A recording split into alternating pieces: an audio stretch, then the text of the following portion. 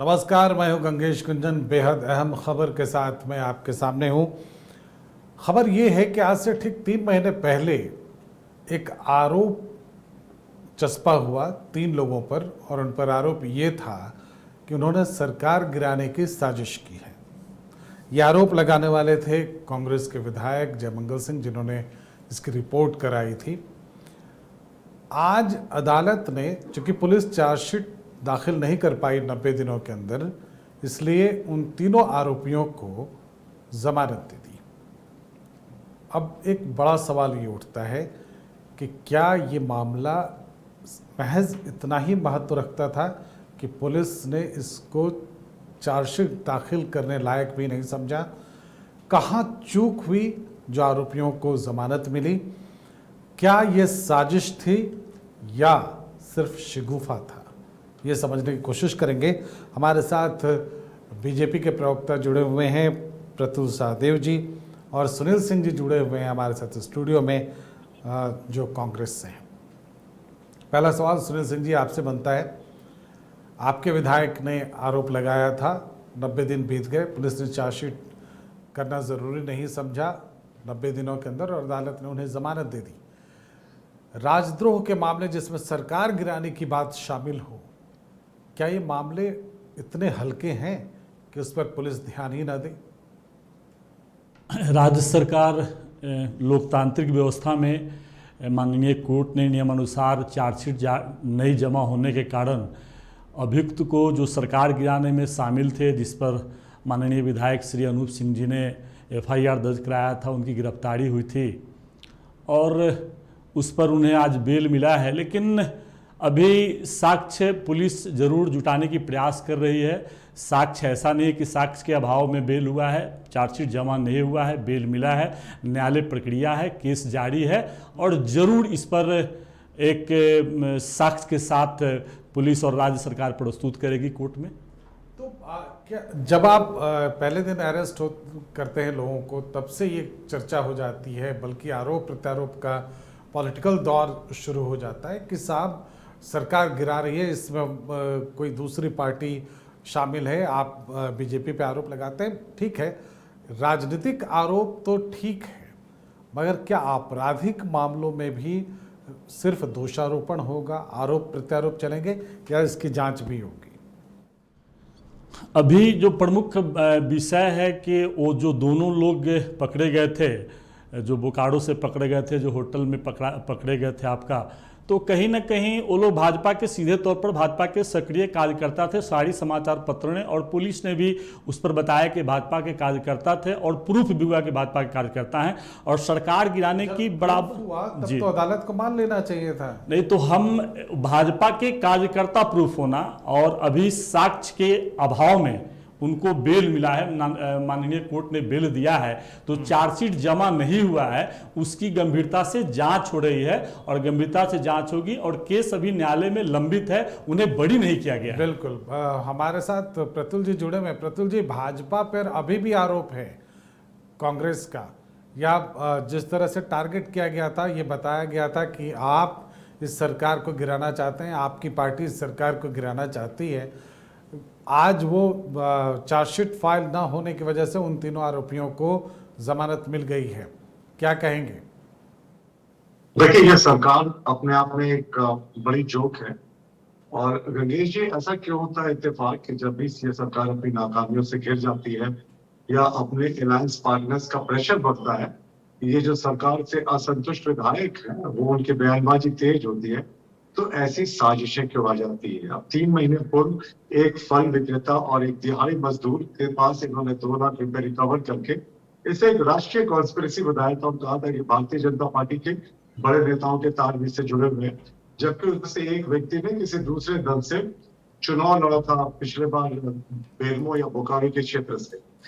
लेकिन देखिए, ये मैं भी सुन रहा था आदरणीय सुनील जी को, उन्होंने कहा कि जो चार्जशीट नहीं दाखिल कर पाए इसके कारण बेल होगा। देखिए, जिस समय ये गिरफ्तारियां हुई थी उस समय पुलिस अधिकारियों ने बड़े बड़े बात किए थे। झामुमो के प्रवक्ता ने भी कहा था कि ये ओपन एंड शट केस है, ये सरकार को गिराने की बड़ी साजिश थी। उन्होंने PNR नंबर जारी किया, कि पता नहीं कौन कौन से विधायक गए, उनका नाम आज तक सार्वजनिक नहीं हुआ। तो जब साक्ष्य इतने मजबूत थे कि जिस समय इनकी गिरफ्तारी हुई थी तो उसी समय पुलिस ने सरकार के इशारे पे कहा था कि ये पूरे घटना का पर्दाफाश कर दिया गया है और शीघ्र ही इस पूरे मामले पे चार्जशीट दाखिल किया जाएगा। देखिए, चार्जशीट क्यों दाखिल नहीं होता है? जब आपको अभियुक्तों के खिलाफ कंक्रीट एविडेंस नहीं मिलता है जो अदालत में स्टैंड कर पाए, इसलिए चार्जशीट दाखिल करने में देरी होती है। उस समय हम लोगों ने कहा था कि इनका भारतीय जनता पार्टी से कोई लेना देना नहीं। अब कोई किसी नेता के साथ किसी की फोटो हो जाती है तो नेताओं के फोटो तो सार्वजनिक होते हैं, उनमें से दोनों हमारी पार्टी का सक्रिय नेता नहीं है या सक्रिय कार्यकर्ता नहीं है, लेकिन उस समय इन्होंने इसे राजनीतिक एजेंडा बनाने की कोशिश की थी। अभी कुछ दिन पहले रामदास सोरेन ने भी एक एफआईआर दाखिल करके कहा कि फिर से सरकार गिराने की साजिश हुई, हालांकि वो जो उनके पार्टी के पूर्व पदाधिकारी थे जिन पर यह आरोप रखा। तो ऐसा क्यों होता है रमेश जी?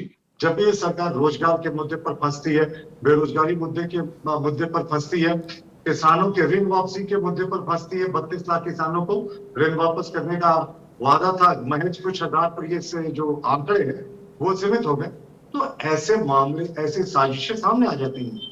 और जब ये केस इतना स्ट्रॉन्ग था तो बहुत ही शानदार एविडेंस रहा हो, फिर चार्जशीट दाखिल क्यों नहीं हुआ? जी सुनील जी, ये ज़्यादा गंभीर मसला है। एक सरकार ये कोशिश करती है, चाहे कहीं की भी सरकार हो, वो ये कोशिश करती है, दिखाने की कोशिश करती है, बताने की कोशिश करती है कि बहुत स्ट्रांग है, उसे गिराना बहुत मुश्किल है। ये पहली सरकार है जो हर 3 महीने पे अपने ही लोगों के द्वारा ये आरोप लगाती है कि हमारी सरकार गिरने वाली है और उसके पीछे साजिश चल रही है, तो और उसमें मामले दर्ज करती है, गिरफ्तारी करती है। ये अजीब सा माहौल नहीं है सरकार को लेकर? गुंजेश सर, अभी 1 साल पहले अक्टूबर माह में दुमका में उपचुनाव हुआ था और उपचुनाव के क्रम में ही आदरणीय भाजपा के प्रदेश अध्यक्ष दीपक प्रकाश जी और सर्वोच्च नेता बाबूलाल मरांडी जी ने बड़ा स्पष्ट शब्दों में कहा था कि उपचुनाव के बाद शीघ्र गठबंधन की सरकार गिर जाएगी और हमारी सरकार बनेगी। ये पूरे झारखंड और पूरे देश की जनता जानती है। और अभी भी सोरेन साहब जो घाटशिला के विधायक, जब इन्होंने आरोप लगाया विष्णु अग्रवाल पर, तो अभी भी दीपक प्रकाश जी का बयान आया, सारे मीडिया में आप इसको देखेंगे कि यह सरकार नहीं चलेगी, यह सरकार गिरेगी। तो कहीं ना कहीं लगातार सरकार गिराने की एक बड़ी साजिश है। तो और आप क्यों नहीं कहते कि सरकार चलेगी, कोई गिरा के दिखा ले? वो कहते हैं सरकार गिरेगी, आप कहते हैं हाँ साहब गिरने वाली है। ये तो अजीब माहौल है ना। और विपक्ष आरोप लगाता है कि सरकार आपकी गिरने वाली है, आप कहते हैं हाँ साहब गिरने वाली है, हम केस फाइल कर रहे हैं, हम चार्जशीट करेंगे, हम गिरफ्तारी करेंगे, सरकार गिरने वाली है। आपकी सरकार तभी गिर सकती है जब आपके विधायक इधर उधर हो जाए। ये विश्वास क्यों नहीं पैदा हो पा रहा है? गठबंधन के अब 2 साल हो गए साहब, महागठबंधन के आपके। सरकार गिराने की जो साजिश है, आपने कहा कि हम हमारे गठबंधन के लोग, हम लोग कभी भी यह नहीं बोल रहे हैं कि सरकार गिरने वाली है। सरकार आज भी बहुत मजबूत है, लेकिन इनकी लगातार जो कोशिश हो रही है भाजपाइयों की कि इस सरकार को, देखिए आपने देखा गोवा में इन्होंने क्या किया, कर्नाटका में इन्होंने क्या किया, मणिपुर में इन्होंने क्या किया, उत्तराखंड में इन्होंने क्या किया। इनकी साजिश है कि लोकतांत्रिक तरीके से चुनी गई सरकार को गिराना है। बिहार में आपने देखा कि 1 घंटे में नीतीश जी को मुख्यमंत्री बना दिया गया। तो ये साजिश लगातार चल रहा है। तो हम लोग सजग हैं और सजगता के साथ, तो आप बार बार यह क्यों भाजपा के नेता बोल रहे हैं कि सरकार नहीं चलेगी, सरकार गिर जाएगी, यह भी बात बार बार क्यों आ रहा है? तो कहीं ना कहीं अस्थिर करके इस सरकार को, इस राज्य को अस्थिर करने का प्रयास किया जा रहा है। वो जो कह रहे हैं आप उसकी पुष्टि कर रहे हैं या आप उस पर विश्वास ज्यादा कर रहे हैं? मैं न पुष्टि कर रहा हूं न विश्वास कर रहा हूं। हम मजबूत हैं, मजबूती के साथ में हम लगातार, लेकिन लोकतांत्रिक व्यवस्था में यह कंफ्यूजन क्रिएट करना भाजपा के द्वारा कि सरकार नहीं चलेगी, सरकार गिरेगी, इसका हम विरोध करते हैं। और उसी के तहत जो होटल में घटना घटी, 3 महीना घटना घटी, एक कहीं ना कहीं भाजपा की एक बड़ी साजिश है, बहुत बड़ी साजिश है। प्रतुल जी, एक साजिश के तहत आप सरकार को अस्थिर रखना चाहते हैं, जिससे नुकसान प्रदेश का हो रहा है। प्रदेश की जनता इससे प्रभावित हो रही है, क्योंकि सरकार अगर अस्थिर रहेगी या सरकार चिंतित रहेगी अपनी स्थिरता को लेके, तो शायद अपने काम पर ज़्यादा ध्यान ना दे पाए। क्या ये सही मौका नहीं है कि आप प्रदेश सरकार को आराम से काम करने दें ताकि वो प्रदेश की जनता का भला कर सकें? मैं कांग्रेस के नेता के 2 जो बयान थे उनको फैक्चुअली करेक्ट करना चाहूंगा। इन्होंने कहा था कि हमारे प्रदेश अध्यक्ष जी ने चुनाव के समय कहा था कि सरकार को गिरा देंगे, सरकार गिर जाएगी। प्रदेश अध्यक्ष जी ने एक शब्द और कहा था जिसे ये भूल गए। उन्होंने कहा था कि सरकार के जो गठबंधन दल है उनके जो विचारधारा है उसमें इतने इंटरनल कॉन्ट्रडिक्शंस हैं कि यह सरकार अपना टर्म पूरा नहीं कर पाएगी और चुनाव के बाद इस सरकार के अंत की शुरुआत हो जाएगी। दूसरा, इन्होंने अभी कहा कि रामदास सोरेन ने विष्णु अग्रवाल के ऊपर मामला दर्ज कराया। तो विष्णु अग्रवाल इस शहर के प्रतिष्ठित व्यवसायी हैं, ये भूल गए कि जो मामला दर्ज हुआ है वो झारखंड मुक्ति मोर्चा के पूर्व कोषाध्यक्ष रवि केजरीवाल के ऊपर हुआ है। देखिए गंगेश जी, क्या होता है ना, जब भी ये प्रॉब्लम में फंसते हैं ऐसी कॉन्स्पिरेसी थ्योरी आ जाती है। आप याद करें 3 महीने पहले कितनी शोर शराबा हुआ था मीडिया जगत में, इरफान अंसारी का नाम आया था, सारे कांग्रेस के विधायकों का नाम आया था। इस होटल में ठहरे पुलिस के द्वारा सेलेक्टिव लीक किया जाता था इंफॉर्मेशन कि जो अकेला जी हैं, इरफान अंसारी हैं, वो अमुक फ्लाइट से गए, अमुक होटल में ठहरे, नेताओं से मुलाकात हुई। तो ये तो कांग्रेस के ऊपर ही झारखंड मुक्ति मोर्चा के नेता जो सरकार है वो आरोप लगाती थी विधायक पे। इरफान अंसारी जी इस बात पर बहुत नाराज भी हुए थे। अकेला जी का भी स्पष्टीकरण आया था कि मुझे पिछड़ा होने के कारण अपनी ही पार्टी के कुछ नेताओं के द्वारा टारगेट किया जाना है। भाई इनके पार्टी का आंतरिक जो कला है उसमें हमारी भूमिका था। 2 लाख रुपए दे के ये सरकार गिराने चलने की बात कह रहे थे और करोड़ों करोड़ों के लेन देन की उन्होंने बात कही थी, अकाउंट नंबर होने की बात कही थी। क्यों चार्जशीट दाखिल नहीं किया साहब जब इतने सारे पुख्ता सबूत आपके पास थे? और एक मेजर पॉइंट है कि ये जब भी प्रॉब्लम में फंसते हैं, जब ये कटघरे में खड़े होते हैं, अब इनकी सरकार का 2 वर्ष पूरा होने आने वाला है, नियुक्ति वर्ष है 2021, अब नियुक्ति वर्ष का 10वां महीना बीतने वाला है, एक सिंगल विज्ञापन नहीं निकला है। 2020 में 5 लाख विज्ञापनों को तो आपका 5 लाख नियुक्तियों की बात तो छोड़ ही दें। तो सब मुद्दे पे सरकार जब भी प्रॉब्लम में फंसती है तो वो सरकार गिराने की एक साजिश की बात सामने आ जाती है। और आपने बिल्कुल सही कहा, मुझे नहीं लगता कि जितनी बार झारखंड सरकार को अस्थिर करने की या गिराने की साजिश की थ्योरी सामने आई है, ये किसी भी दूसरी सरकार के साथ पूरे देश में आई होगी। मुख्यमंत्री जी और झारखंड मुक्ति मोर्चा कांग्रेस के विधायकों पर जो भी काफी मुखर थे सरकार को लेकर, उन पर नकेल कसने के लिए ऐसा करती है। और जो रामदास सोरेन ने एफआईआर किया था और अपने ही पार्टी के विधायकों पर दबी जुबान में समय चर्चा चली थी कि इस बार झारखंड मुक्ति मोर्चा के जो असंतुष्ट विधायक हैं उनके ऊपर नकेल करने की कसने की एक कवायद है, तो उसमें उन्होंने स्थिति का वर्णन नहीं किया था कि कब उनको घूस की राशि दी गई, कब उनको क्या ऑफर किया गया। उन्होंने कहा 10-15 दिन पहले, तो वो 10-15 दिन क्यों इंतजार कर रहे थे? क्या पैसे की मोल मोलाई हो रही थी? तो हमारा ये मानना है कि जो देश में 93 बार जिस कांग्रेस ने चुनी हुई सरकारों को डिसमिस किया, ये मैं कुछ नहीं बोल रहा, ये माननीय गृह मंत्री अमित शाह जी ने 27 सितंबर 2019 को लोकसभा में लिखित उत्तर देते हुए कहा था कि 356 धारा का प्रयोग करके कांग्रेस ने चुनी हुई सरकारों को, राज्य सरकारों को 93 बार डिसमिस किया। तो प्रजातांत्रिक मूल्यों पर इनका कितना भरोसा आप देख सकते हैं। और आपसी अंतरकला में इनके ऐसे शगुफे छोड़े जाते हैं, इसमें हमें जबरदस्ती ये क्यों ड्रैग करते हैं? हमारे प्रदेश अध्यक्ष ने आपका कहना है कि ये सिर्फ तो ध्यान भटकाने का ध्यान चले, जनता के सामने ये एक्सपोज हो जाएंगे। जो इन्होंने वादे किए वो सिर्फ झूठे वादे थे। जी जी जी, क्या ये सच्चाई है कि सरकार परफॉर्मेंस के लेवल पर कम जब हो जाती है? पहले हम स्पष्ट कर दें कि विष्णु अग्रवाल जी का नाम सुनील जी ने लिया था, आप उसके लिए खेद व्यक्त करेंगे। और हाँ बिल्कुल, जी जी बिल्कुल, ये नाम नहीं था। जी जी जी, रवि अग्रवाल का, जी बिल्कुल, रवि केजरीवाल का नाम जी, था। जी, तो हम उम्मीद करते हैं वो चीज़ें स्पष्ट हो जानी चाहिए। और जी बिल्कुल बिल्कुल, और क्षमा भी मांगते हैं। और दूसरी इम्पॉर्टेंट बात, जो महत्वपूर्ण बात है, वो ये है कि सरकार जब परफॉर्मेंस पर पिछड़ती है या उसको लगता है कि गठबंधन दल में किसी तरह का मनमुटाव बढ़ रहा है, या गठबंधन अभी जैसे आरजेडी और कांग्रेस के बीच का कॉन्फ्लिक्ट है, ये तमाम तरह की जब बातें होती हैं तो शायद एक तरह की बात उछाल दी जाती है कि सरकार गिराने की एक साजिश हो रही है, और इसको लेकर फिर चर्चा शुरू हो जाती है और मुख्य मुद्दे पीछे छूट जाते हैं। ये अब धीरे धीरे लोगों, ये स्थिति वैसे ही होती जा रही है सुनील जी, जैसे भेड़िया आया की कहानी हम सुन चुके हैं। क्या ये सच्चाई नहीं है कि आप इस तरह के मामलों को पहले उछालेंगे, फिर इसे गंभीरता से नहीं लेंगे, तो लोग यही मानेंगे कि आप सिर्फ एक शगुफा छोड़ रहे हैं?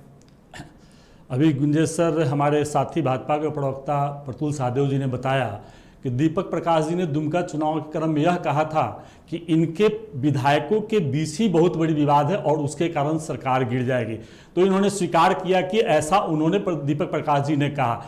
और विवाद जो है तो इनको कैसे जानकारी प्राप्त हो जाता है कि हमारे गठबंधन में विवाद चल रहा है। यह बहुत गंभीर विषय है कि लगातार इनकी साजिश है इस राज्य की अस्थिर करने की। और कुछ उन्होंने बताया कि रोजगार की बात, देखिए आप लगातार केंद्र सरकार कहती है, भारत सरकार कहती है 2014 से 2021 में 10,000 भारत सरकार के अंतर्गत वैकेंसियां हैं वहां पर, लेकिन एक भी वैकेंसी अभी तक नहीं हुआ है। और राज्य 2 साल में 1 साल कोरोना काल से ग्रसित हुआ है, काम करने का मौका नहीं मिला, पूरी प्रशासन उसी में लगा हुआ है।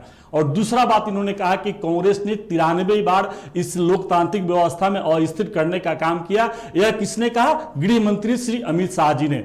आपको अमित शाह जी के बारे में बताता हूं कि मुझे नहीं कहना चाहिए कि उन्होंने बनारस की रैली में कहा था कि हमारे आपको वीर सावरकर 1897 में उनके द्वारा सिपाही आप देश में आपका हुआ, और जबकि उनकी जन्म ही 1883 में हुआ था।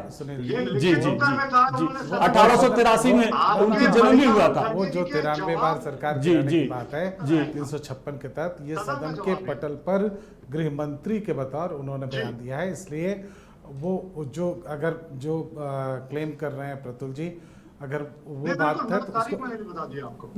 मैं भी इसी बात पर बोल रहा हूँ कि वीर सावरकर साहब के बारे में उन्होंने कहा कि 1857 का जो आंदोलन हुआ वो वीर सावरकर जी ने किया, जबकि उनका जन्म ही 1883 में वीर सावरकर जी का हुआ है। बनारस के रैली में सभी समाचार पत्रों में यह बात आया है। तो मैं यह बताना चाहता हूं कि इनकी कथनी करनी बहुत सा फर्क इनके व्यवहार विचार आचार में है।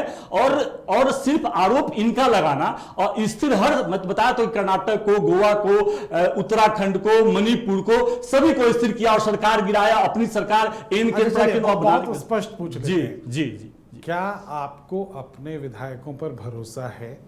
बिल्कुल भरोसा है, बिल्कुल भरोसा है। बिल्कुल डर क्यों है? बिल्कुल भरोसा, डर नहीं है।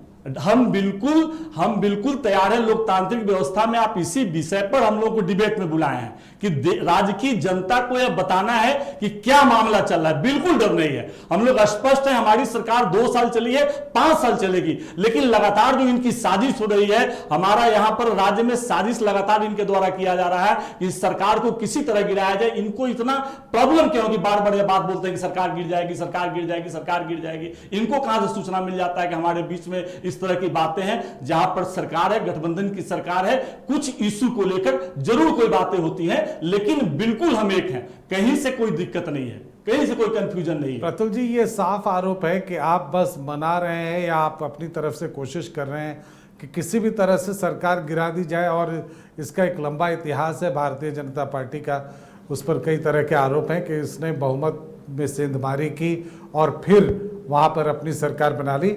क्या वही फार्मूला यहाँ झारखंड में लागू किया जाएगा? ये एक साफ सवाल उभरता है। मैं भाई सुनील सिंह जी को सुन रहा था। उन्होंने कहा कि मुझे कैसे ये जानकारी है कि इनके सरकार में जो गठबंधन के दल उसमें इंटरनल कॉन्ट्रडिक्शंस हैं। भाई तो ये सारी बातें पब्लिक डोमेन में है। अगर कोई इरफान अंसारी बयान दे रहे हैं और कह रहे हैं कि सरकार बेरोजगारों पर ध्यान नहीं दे रही और उन्हें इसलिए टारगेट किया गया, मंत्री नहीं बनाया गया क्योंकि वो पिछड़ा है, अंसारी है, जुलाहा है, ये सारी बातें तो पब्लिक डोमेन में थी। सीता सोरेन जी ट्वीट करके कहती हैं कि दुमका में गुंडा राज है, और अंबा प्रसाद जी कहती हैं जब उनके ऊपर मुकदमा होता है कि लगता ही नहीं कि हमारी गठबंधन की सरकार है, ऐसा लगता है कि अभी भी हम विपक्ष में है। और दीपिका पांडे जी भी बहुत बार इस सरकार को कटघरे में खड़ा कर चुकी है। तो जब इनके दल के विधायक और इनके गठबंधन के विधायक सार्वजनिक रूप से बयान देते हैं तो ये चीजें पब्लिक डोमेन में, इसके ज्ञान के लिए कोई रॉकेट साइंस की आवश्यकता नहीं है। और हम फिर से आप गिनती तो नहीं कर रहे कि इतने विधायक आ गए। सुनिए जी, मैंने आपको नहीं टोका, आप कृपया सुन ले। देखिए, आपने 1857 में जो सावरकर साहब की बात कही, वीर सावरकर की बात कही, भाई वो वीडियो तो हमने नहीं देखा, लेकिन आलू से सोना बनाने की वीडियो को सभी ने देखा है। तो कुछ ऐसी बातों पर करें जिसकी पुष्टि की जा सके। सिर्फ चैनल में बैठकर ऐसे आरोप लगाना उचित नहीं है। और मैंने जो 93 बार कांग्रेस के द्वारा सदन में जो उत्तर दिया गया था माननीय गृह मंत्री के द्वारा, उसकी बात कही थी। मैंने कोई भाषण की बात नहीं कही थी। मैं तथ्यों के साथ डिबेट पे आता हूँ। इसलिए इस सरकार को ना हमारा गिराने का इरादा है, ना हमारी ऐसी कभी कोशिश रही है। इन्हें अपने विधायकों को संभालना चाहिए। और बार बार ये कहते हैं कि हमारे विधायक बिकाऊ नहीं है, ये बोलकर ये क्या जता रहे हैं कि क्या इनके विधायक बिकाऊ हैं? इस तरह की बातें ये क्यों करते हैं अपने? अच्छा, जिस तरीके से अकेला साहब ने क्यों कहा कि मैं पिछड़ी जाति से आता हूं, कांग्रेस का गुट मुझे टारगेट कर रहा है, इसलिए मुझ पर सरकार अस्थिर करने की साजिश की बात हो रही है। तो ये इनके दल का, इनके गठबंधन का आंतरिक जो अंतर विरोध है उससे जुड़ा मामला है, हमें इससे क्या लेना देना। लेकिन इन्हें अगर सपने में भी भारतीय जनता पार्टी का डर या भूत सताता है तो इसका कोई उपाय नहीं है गंगेश जी। लेकिन हम अभी भी कह रहे हैं इस सरकार को अपना पूरा टर्म पूरा करना चाहिए। इन्होंने जितनी नौकरियां देने का वादा किया है, और ये जो राष्ट्रीय स्तर पे कह रहे थे केंद्र सरकार की वैकेंसी, तो किसी दिन नेशनल मुद्दे पे डिबेट करेंगे तो हम जरूर उस पर चर्चा कर लेंगे। लेकिन इसी सरकार ने जो सहायक पुलिसकर्मी अभी मोराबादी मैदान में धरने पर बैठे हैं उनको परमानेंट करने का वादा किया था, और पिछले वर्ष जब वो अपने हक के लिए निकले थे तो इसी सरकार ने उन्हें लाठियों से पीटा था। इसी सरकार में 15वें वित्त आयोग के तहत अनुबंध कर्मी जो थे उनकी सेवाएं समाप्त हो गई। सुनील जी, क्या किसी तरह का अभयदान चाहिए आपको बीजेपी से कि साहब वो सरकार नहीं गिराएंगे? स्पष्ट रूप से ऐसा कोई बयान चाहिए सरकार को कि सरकार नहीं गिराएंगे, तब जाके आप थोड़े निश्चिंत होंगे। नहीं, अभयदान लोकतांत्रिक तरीके से चुनी हुई सरकार है, गठबंधन की सरकार है, पूर्ण बहुमत की सरकार है। और हमारे दल में बिल्कुल, अभी प्रतुल सहदेव जी ने बताया कि कांग्रेस के फलाने फलाने विधायक नाम उन्होंने गिना दिया। हमारे दल में लोकतांत्रिक व्यवस्था है, भारतीय जनता पार्टी की तरह नहीं है कि आपको हर कुछ बर्दाश्त करके रहना होगा, जो मोदी जी, जो अमित शाह जी बोलेंगे वही होगा। मेरे में ऐसा कुछ भी नहीं है। अपनी बात रखने की खुला प्लेटफॉर्म है और अपना बात रखना राज्य के विकास के लिए। अगर इरफान साहब ने कुछ कहा, अकेला जी ने कुछ कहा, हमारे दीपिका पांडे सिंह जी ने कहा, तो विकास के मुद्दे पर अपनी बात कही। वो बात कहना अपने वर्कर के लिए, पार्टी के लिए, राज्य के विकास के लिए, राज्य के हित के लिए मुख्य आदरणीय हेमंत सोरेन जी के समक्ष रखना एक कोई गलत नहीं है, लोकतांत्रिक व्यवस्था है। इनके यहाँ किसी की साहस है क्या कोई बात रख सकते हैं? नहीं रख सकते हैं। लेकिन हमारे यहाँ बिल्कुल प्लेटफॉर्म खुला हुआ है अपनी बात रखने के लिए।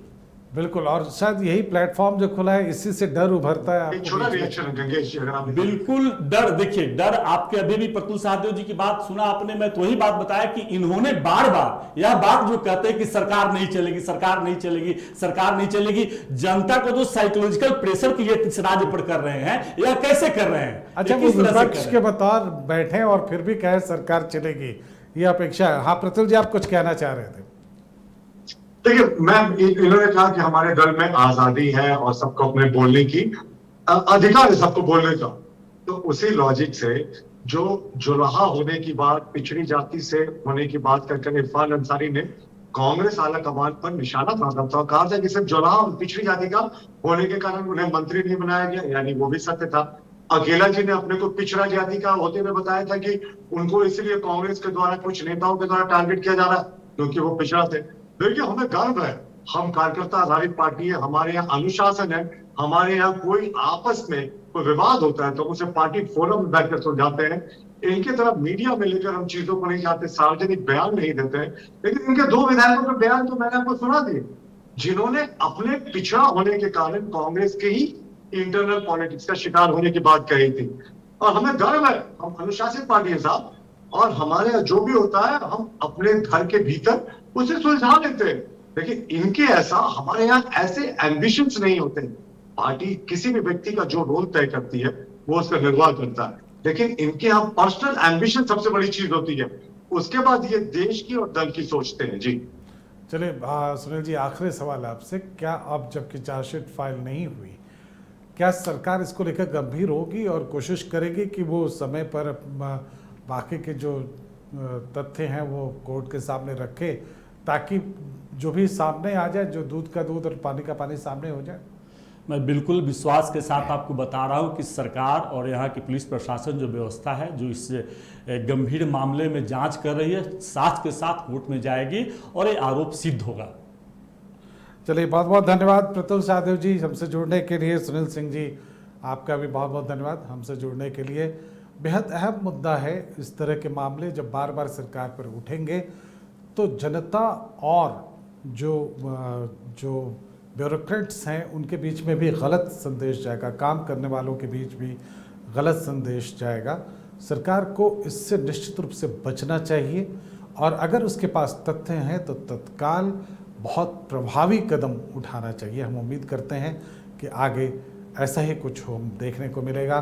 प्रदेश निश्चित रूप से अपने विकास के पथ पर आगे बढ़ेगा, हम उम्मीद करते हैं। बहुत बहुत धन्यवाद आप सभी का हमसे जुड़ने के लिए।